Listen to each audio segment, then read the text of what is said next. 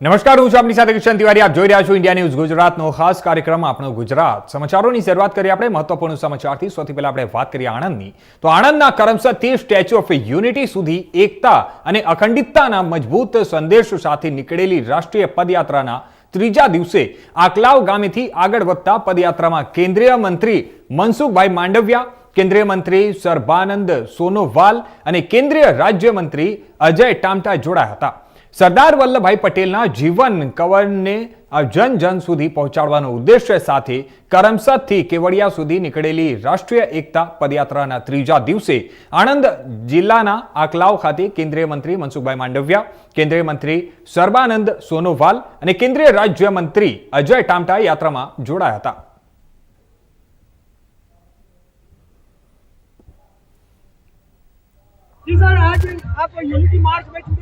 क्या कहेंगे सर? सरदार 150 के उपलक्ष्य में भारत सरकार ने मोदी जी ने 2 साल तक मनाने के लिए तय करा है. सरदार साहब ने भारत को एक करा, भारत को श्रेष्ठ बनाने की कल्पना करी.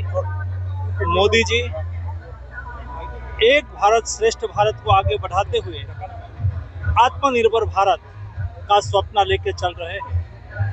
इस स्वप्न को साकार करने के लिए सरदार साहब के जीवन कवन से देश के नागरिक को संदेश मिले, उसलिए देश के लाखों की संख्या में माय भारत के युवा वॉलंटियर पदयात्रा कर रहे हैं.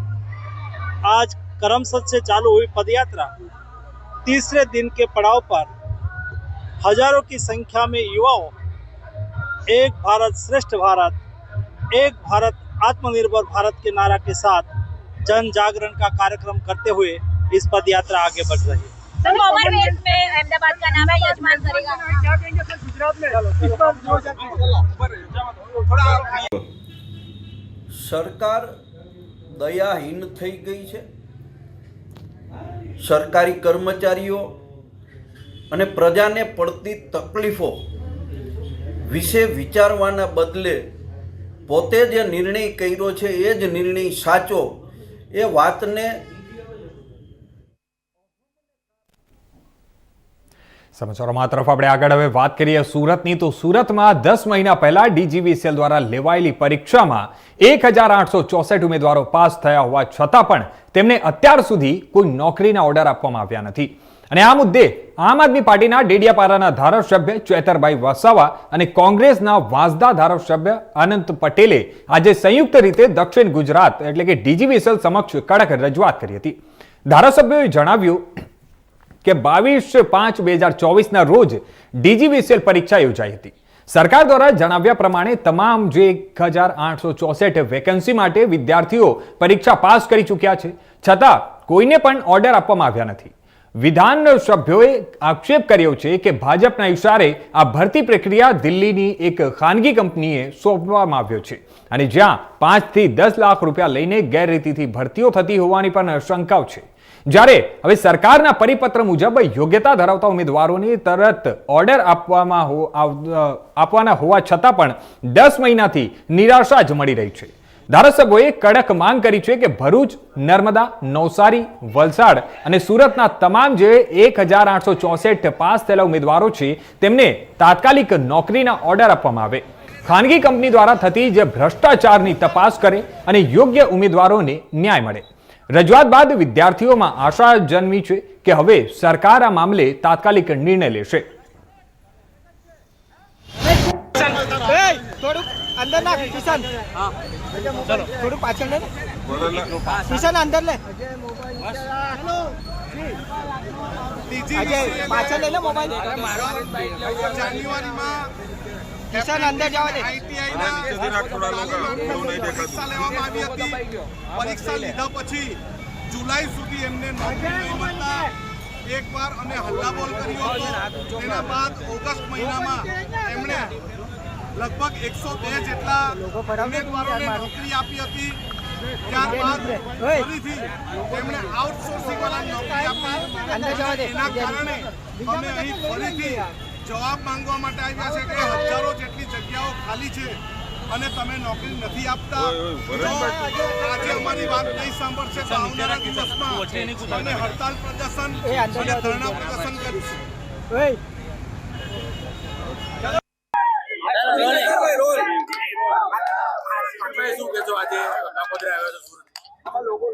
દક્ષિણ ગુજરાત વીજ કંપની લિમિટેડ દ્વારા આગળ 22/12/2024 ના રોજ અહીંયા પરીક્ષા રાખી, પોલ ટેસ્ટિંગ રાખ્યું અને પોલ ટેસ્ટમાં જે લોકો પાસ થયા એમના માટે એક લેખિત પરીક્ષા 19/1/2025 ના રવિવારના રોજ અહીંયા લેવામાં આવી. એ પરીક્ષામાં એમણે કીધું કે 1864 જણની વેકેન્સી છે અને 1864 જણને પાસ કર્યા. તો હજારો લોકોમાંથી 1864 જણ જે લોકો પાસ થયા એમને ઓર્ડર આપવાની જગ્યાએ આમણે મહિના 2 મહિના બાદ ભાજપના કેટલાક નેતાઓના ઇશારે દિલ્હીના એક ખાનગી માલિકી કંપનીને બારોબાર મેન પાવર પૂરું પાડવા માટેનું ટેન્ડર આપી દીધું છે, જેના કારણે જે લોકો 1864 પાસ થયા છે એમને ઓર્ડરો આજ દિન સુધી મળ્યા નથી. અમે થોડા મહિનાઓ પહેલા જુલાઈ માસમાં અહીંયા આવીને રજૂઆત કરી, એ દિવસે 65 જણને ઓર્ડરો એમણે કાઢીને આપ્યા હતા. એના સિવાય બીજા કોઈને ઓર્ડર મળ્યા નથી. તો અમારે સરકારશ્રીને વિનંતી છે કે જે ભરૂચ, નર્મદા, સુરત અને વલસાડના ઉમેદવારોએ પરીક્ષા પાસ કરી છે એ 1864 લોકોને વર્ક ઓર્ડર આપવામાં આવે, એમને નોકરીમાં લેવામાં આવે એવી અમારી માગણી છે.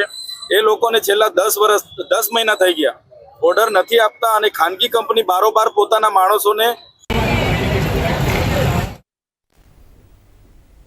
આ તરફ હવે સમાચારમાં આગળ આપણે વાત કરીએ વડોદરાની. તો વડોદરા જિલ્લા સહકારી ખરીદ વેચાણ સંઘની ચૂંટણી માટે 4 નવેમ્બરથી પ્રક્રિયા શરૂ કરવામાં આવી હતી. જોકે ઉમેદવારી ફોર્મ ભર્યાની સમય મર્યાદા પૂર્ણ થયા સુધી ભાજપે મેન્ડેટ સહિત ઉમેદવારોની યાદી પ્રસિદ્ધ નહીં કરતા મન ફાવે તે રીતે સહકારી અગ્રણીઓએ ઉમેદવારી નોંધાવી હતી. સમય મર્યાદા પૂર્ણ થયા બાદ લગભગ 18 નવેમ્બરે ભાજપે ઉમેદવારોનું મેન્ડેટ જાહેર કર્યું હતું. જ્યારે ફોર્મ પરત ખેંચવાની તારીખે પ્રતિસ્પર્ધી ભાજપના જ સહકારી અગ્રણીઓ પૈકી પાદરા અને કરજણ એક ઝોનમાંથી ભાજપના અન્ય સહકારી અગ્રણી ઉમેદવારોએ ફોર્મ પરત નહીં ખેંચતા 2 બેઠકો પર ભાજપ વિરુદ્ધ ભાજપનો ઘાટ સર્જાયો હતો. જ્યારે વાઘોડિયા બેઠક પર ભાજપના મેન્ડેટ ધારક ઉમેદવાર હરિકૃષ્ણ પટેલ વિરુદ્ધ કોંગ્રેસ સમર્પિત સહકારી અગ્રણીની ઉમેદવારી ઊભી રહેતા વાઘોડિયા બેઠક પર ભાજપ વિરુદ્ધ કોંગ્રેસની સ્થિતિ સર્જાઈ હતી. સમગ્ર ચૂંટણી પ્રક્રિયા અંગે પૂર્વ ધારાસભ્યોએ આક્ષેપ કર્યા હતા કે જિલ્લા ભાજપા સંગઠનની બેજવાબદારીને પગલે ચૂંટણીઓ યોજાઈ રહી છે. અને તેવી જ રીતે કરજણના પૂર્વ ધારાસભ્ય સતીશ નિશાળિયા હાલના ધારાસભ્ય અક્ષય પટેલ પર અડકાતરી રીતે આકરા પ્રહારો કર્યા હતા. જ્યારે બીજી તરફ દીનુ મામાએ પણ મતદાન બાદ ચૂંટણી બિનહરીફ નહીં થતા નારાજગી વ્યક્ત કરી અને સતીશ નિશાળિયા પર નિશાન તાક્યું હતું. જનતા પાર્ટીમાં વડોદરા જિલ્લામાં કોઈ કોંગ્રેસમાં છે એવું તો હવે રહ્યું જ નથી. ત્યારે જિલ્લા ભારતીય જનતા પાર્ટી અને તાલુકાનું ભારતીય જનતા પાર્ટીનું સંગઠન ભેગા થઈને કોણ જીતે એવા છે એવા ઉમેદવારો અને કોણ લોકોની વચ્ચે રહે છે એવા ઉમેદવારોની પસંદગી થતી હોય ત્યારે ક્યારેય આવું ન બને કે કોઈની સામે ઊભા રહે, અને આવું ન બન્યું એને કારણે આ ચૂંટણી થઈ. હાલ જે ઉમેદવારો ભાજપ વિરુદ્ધ ભાજપના છે એમાં પણ કરજણ બેઠક પર તમારો એક ઉમેદવાર છે. મારો કોઈ ઉમેદવાર નથી. હું ભારતીય જનતા પાર્ટીનો છું અને ભારતીય જનતા પાર્ટીના કમળનો જ હું ઉમેદવારને મત આપતો હોય છે અને એ રીતે જ મેં મતદાન કર્યું હોય. તમે કીધું કે તમને વિશ્વાસમાં લીધા વગર ઉમેદવારો નક્કી થયા છે, તો એ પરિસ્થિતિમાં શું પરિણામ તમે અપેક્ષા રાખો? પરિણામ આ બંને ઉમેદવારોમાં જે લોકોની વચ્ચે રહેતો હશે, કાયમ લોકોના કામ કરતો હશે એ જીતશે. હવે આ તરફ સમાચારોમાં આગળ આપણે વાત કરીએ ધોરાજીની. તો ધોરાજી ઉપલેટા પૂર્વ ધારાસભ્ય લલિતભાઈ વસોયાએ એસઆઈઆર કામગીરી પર પ્રતિક્રિયા આપી છે અને સરકાર દયાહિંદ બની ગઈ છે તે પ્રકારનું એમનું કહેવું છે. સરકાર કર્મચારી પ્રજાને પડતી તકલીફો વિશે વિચારવાને બદલે પોતે જ નિર્ણય કર્યા છે તે સાચું છે, પરંતુ બીએલઓ ઉપર જે રીતે પ્રેશર કરવામાં આવે છે તેને લઈને 5મા બીએલઓનું મૃત્યુ થયું છે અને સરકાર ચૂંટણી પંચે એસઆઈઆર પ્રક્રિયામાં બીએલઓને પ્રેશરો ન કરવા જોઈએ. ટાર્ગેટો પૂરા કરવા માટે સમય મર્યાદામાં થોડોક ઘટાડો કરીને વધારે ટોર્ચર કરવાનું બંધ કરવું જોઈએ. સરકાર દયાહીન થઈ ગઈ છે. સરકારી કર્મચારીઓ અને પ્રજાને પડતી તકલીફો વિશે વિચારવાના બદલે પોતે જે નિર્ણય કર્યો છે એ જ નિર્ણય સાચો એ વાતને અહમને કારણે વળગી રહે છે. એને કારણે આખા ગુજરાતની અંદર SIR ની જે પ્રક્રિયા ચાલી રહી છે એ પ્રક્રિયામાં BLO ઉપર સરકારના અધિકારીઓ જે રીતે પ્રેશર ટાર્ગેટ પૂરો કરવા માટે કરી રહ્યા છે એને કારણે આજે 5મા BLAનું મૃત્યુ થયું છે. ચૂંટણી પંચ અને સરકારે આ BLOની કામગીરીમાં થોડો ઘટાડો કરીને સમય મર્યાદા વધારીને ટોર્ચર કરવાનું બંધ કરવું જોઈએ. અન્યથા જો આ જ પરિસ્થિતિ હાલી તો BLO ના છૂટકે એકજૂટ થઈ અને કામગીરીનો બહિષ્કાર કરશે એવી શક્યતાઓ દેખાઈ રહી છે. આ કામગીરી રાષ્ટ્રીય કામગીરી છે, કરવી ફરજિયાત છે, પરંતુ ક્યાંક ને ક્યાંક સરકારનો બદ ઇરાદો હોવાને કારણે આખા રાજ્યના શિક્ષકો જે BLO તરીકે કામ કરે છે એ પરેશાન થઈ રહ્યા છે. સરકારે, ચૂંટણી પંચે આમની તકલીફો ધ્યાને લઈ અને તાત્કાલિક ધોરણે કોઈ યોગ્ય રસ્તો, યોગ્ય નિર્ણય કરવો જોઈએ એવું હું બહુ સ્પષ્ટપણે માનું છું.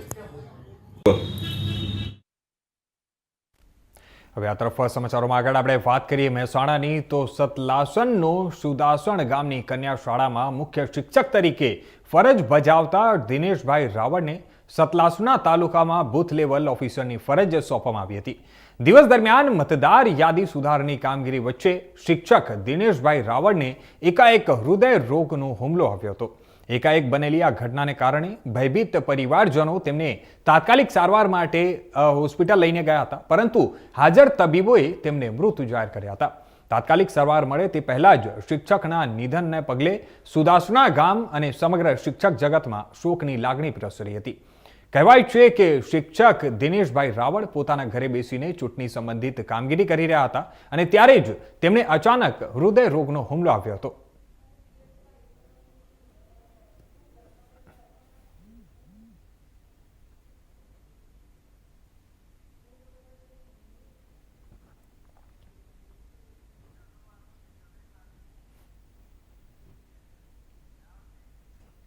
હવે આ તરફ સમાચારમાં આગળ આપણે વાત કરીએ સાબરકાંઠાની, તો સાબરકાંઠા શ્રેષ્ઠ ગુજરાતી ફિલ્મ નેશનલ એવોર્ડ વિજેતા ફિલ્મ રેવાના એસોસિએટ ડિરેક્ટરના ઘરે ચોરી થઈ છે.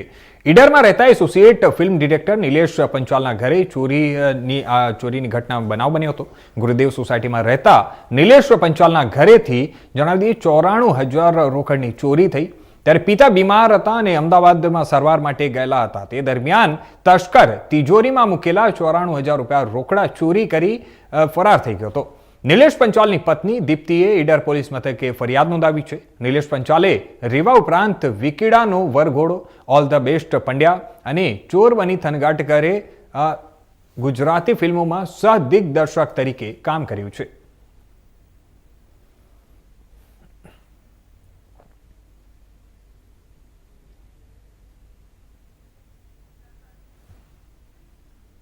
તો આગળ હવે વાત કરીએ આપણે સુરેન્દ્રનગરની, તો સુરેન્દ્રનગર ચોટીલા હાઈવે પર જોખમી સ્ટન્ટ કરતા શખ્સનો વિડીયો વાયરલ થયો છે.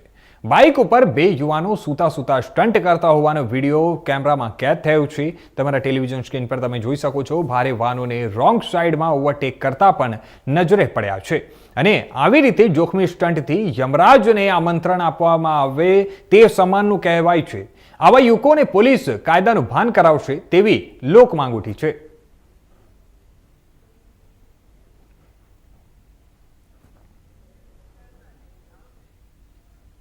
તો આ તરફ હવે વાત કરીએ આપણે વડોદરાની, તો વડોદરા શહેરના માંજલપુર પોલીસ સ્ટેશન હદ વિસ્તારમાં આવતા વડસર ગામે ગૌચરમાં ચાલી રહેલી દેશી દારૂની ભઠ્ઠીઓ પર LCB ઝોન 3ની ટીમે ત્રાટકી અને 3 મહિલા બુટલેગરોને ઝડપી પાડી હતી.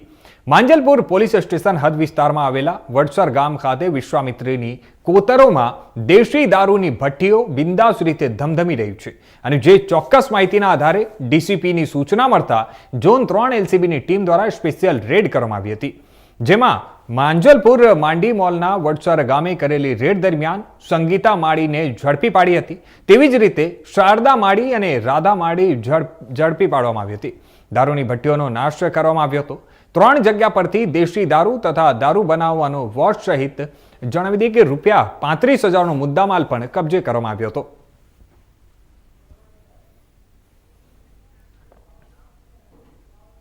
તો આ તરફ વાત કરીએ આપણે રાજકોટની, તો દુનિયા જેને એક ગુરુ તરીકે દરજ્જો આપે છે તે જ ગુરુની આબરૂને લાંછન અને ગુરુજીના પ્રતિષ્ઠાના ધજાગરા ઉડાડતો એક કિસ્સો પ્રકાશમાં આવ્યો છે.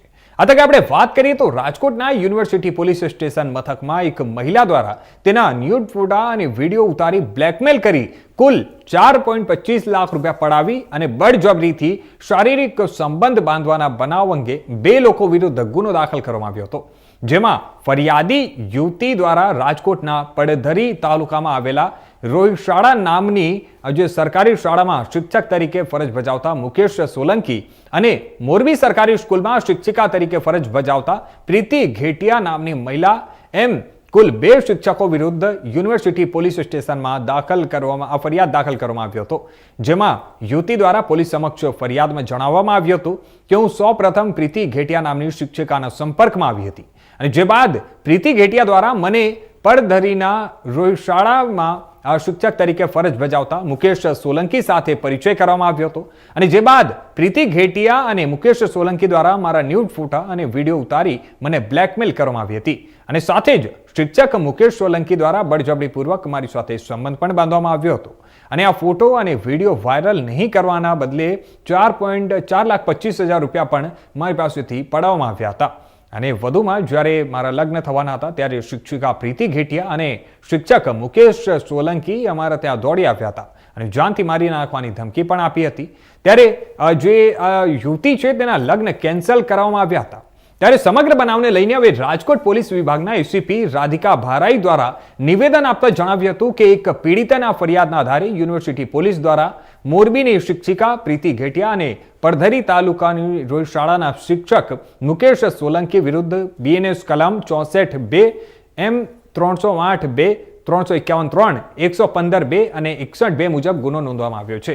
સાથે જ તપાસનીશ પોલીસ દ્વારા મોરબીની શિક્ષિકા પ્રીતિ ઘેટિયાની ધરપકડ પણ કરી લેવામાં આવી છે અને આ કામના બીજા આરોપી પડધરીના શિક્ષક મુકેશ સોલંકીને પકડવા માટે તજવીજ હાથ ધરવામાં આવી છે. અને એ મને મારતો ચાર્જિંગના વાયરથી, હાથમાં પહેરવાના કડાથી, બેલ્ટથી એવી અલગ અલગ વસ્તુઓથી મને મારવામાં આવતી. એ મને પહેલી વાર જ મળ્યા હતા ત્યારે મને કીધું હતું કે બંને ગવર્મેન્ટ ટીચર છે પ્રાઇમરી.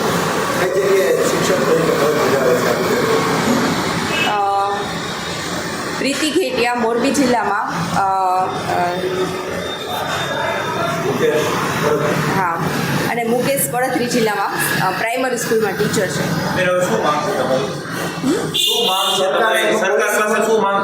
સરકાર પાસે મારી એવી માંગ છે કે આવા શિક્ષકોને શિક્ષણ તંત્રમાંથી દૂર રાખો અને કોઈ પણ જે દીકરીઓ મારી જેમ હેરાન થઈ હોય તો એ આગળ આવે અને ફરિયાદ નોંધાવે અને મુકેશ સોલંકી અને પ્રીતિ ઘેટિયાના વિરુદ્ધમાં સખ્તથી સખ્ત પગલાં લેવામાં આવે. હા,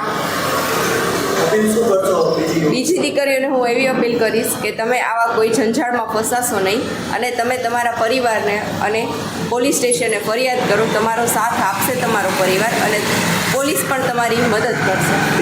મુકેશે તમારી સાથે દુષ્કર્મ કઈ રીતે અને ક્યારે આપ્યું તમને? ત્યારે કોઈ તમારા ફોટો વિડીયો લીધા છે? શું હકીકત? હા, ત્યારે ફોટો વિડીયો લીધા. કઈ જગ્યાએ ક્યારે લઈ ગયો?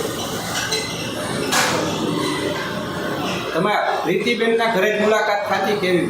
હા, પ્રીતિના ફ્લેટ ઉપર જ મુલાકાત. બેન, કઈ રૂપિયા તમારી પાસેથી પડાવી વાત છે? શું હકીકત? કટકે 5 લાખ જેવા મારી પાસેથી 5 થી 5.5 લાખ જેવા મારી પાસેથી પૈસા માંગવામાં આવ્યા છે. શું કઈ રૂપિયા હતો તમારી પાસે? હું તને બદનામ કરી નાખીશ અને તારા ફોટોઝ ને વિડીયોઝ વાયરલ કરી નાખીશ. રાજકોટના યુનિવર્સિટી પોલીસ સ્ટેશનમાં દુષ્કર્મ અંગેનો ગુનો દાખલ થયેલો છે. આની વિગત એવી છે કે 2 આરોપીઓ મુકેશ સોલંકી અને પ્રીતિબેન ઘેટિયા આ બંને મળી અને જે ફરિયાદી છે એ મુકેશે એ ફરિયાદી સાથે દુષ્કર્મ આચરી અને એનો વિડીયો અને ફોટા બનાવી અને પછી એ બાબતની ધમકી આપી અને ફરિયાદી પાસેથી વારંવાર શરીર સંબંધ બાંધવા માટે માંગણી કરી અને ફોર્સફુલી એની સાથે શરીર સંબંધ બાંધી દુષ્કર્મ આચરેલ છે. અને સાથે સાથે આ ફોટો અને વિડીયો વાયરલ ન કરવા બાબતે પણ ફરિયાદી પાસેથી એમણે 4,25,000 જેટલા રૂપિયા બળજબરીથી કઢાવી લીધેલા છે. અને જ્યારે ફરિયાદીના લગ્ન હતા તો આ સમયે જે બંને આરોપીઓ છે એને કાવતરું રચી અને ત્યાં પહોંચી અને ફરિયાદી અને તેના જે મંગેતર છે એમને જાનથી મારી નાખવાની ધમકી આપી અને એના જે લગ્ન પ્રસંગ છે એ બગાડી અને ગુનો કરેલો છે. ધમકી અને બળજબરીથી કઢાવવા બાબતનો ગુનો દાખલ કરવામાં આવેલો છે. આ ગુનાના કામે જે આરોપી છે પ્રીતિબેન ઘેટિયા તેમની અટક કરવામાં આવેલી છે અને જે મુકેશ સોલંકી છે એ હાલ હજી પકડાયેલ નથી, એટલે એને પકડવા માટે અમારા પોલીસ સ્ટેશનની જે ટીમ છે એ કાર્યરત છે. મુકેશ અને પ્રીતિ બંને શિક્ષક પણ હોવાની વાત છે. જે બંને આરોપીઓ છે એ બંને શિક્ષક તરીકે ફરજ બજાવે છે અને બંને એકબીજાના મિત્રો છે. મુકેશ પોતે પરિણીત પણ છે એને જે મુખ્ય આરોપી છે મુકેશ એ પરિણીત છે અને એણે આ યુવતી સાથે ગુનાહિત દુષ્કર્મ આચરી અને બાદ એને જાણ કરેલી હતી કે પોતે પરિણીત છે. એમાં પ્રીતિનો શું રોલ હતો? પ્રીતિએ જ્યારે આ મુકેશે જે દુષ્કર્મ આચરેલું છે એ પ્રીતિના ફ્લેટ પર જ આચરેલું છે. એટલે જ્યારે મુકેશ આ જે ફરિયાદી છે એને બોલાવે ત્યારે પ્રીતિ એ જગ્યાએથી જતી રહેતી હતી અને સાથે જ્યારે આને ધમકી આપી એના લગ્ન પ્રસંગે જે ફરિયાદીને અને એના મંગેતરને, ત્યારે પણ પ્રીતિ જે છે એ સાથે ગયેલી હતી.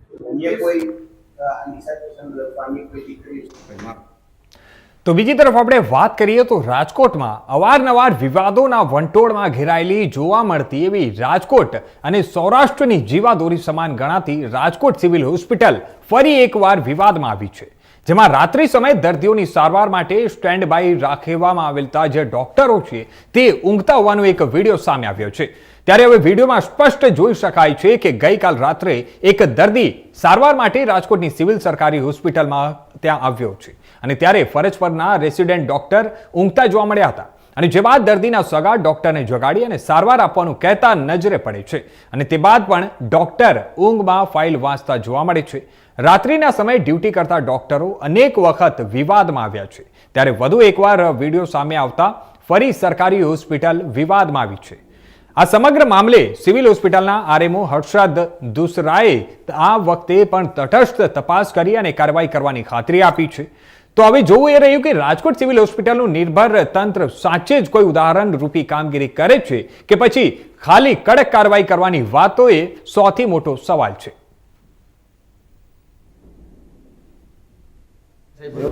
મીડિયા દ્વારા મને આ વિડીયો દેખાડવામાં આવ્યો છે અને એ વિડીયો જોઈ અને હું એટલું કહી શકું કે જે તે સમયે પેશન્ટ આવ્યું ત્યારે જે બનાવ બન્યો છે એની તપાસ કરી અને આગળની કાર્યવાહી વિશે કરી શકાય. માત્ર વિડીયો પરથી હું કંઈ ન કહી શકું, આગળ તપાસ કર્યા બાદ જ હું તમને કહી શકું કે કયા ડિપાર્ટમેન્ટમાંથી હતું. આ કોઈ પણ પ્રકારની બેદરકારી ચલાવી નહીં લેવાય અને જે કોઈ આમાં જવાબદાર હશે તેમની સાથે ચોક્કસ પગલાં લેવાય. તો આ હતા અત્યાર સુધીના મુખ્ય સમાચારો. વધુ સમાચારો માટે જોતા રહેજો ઇન્ડિયા ન્યૂઝ ગુજરાત.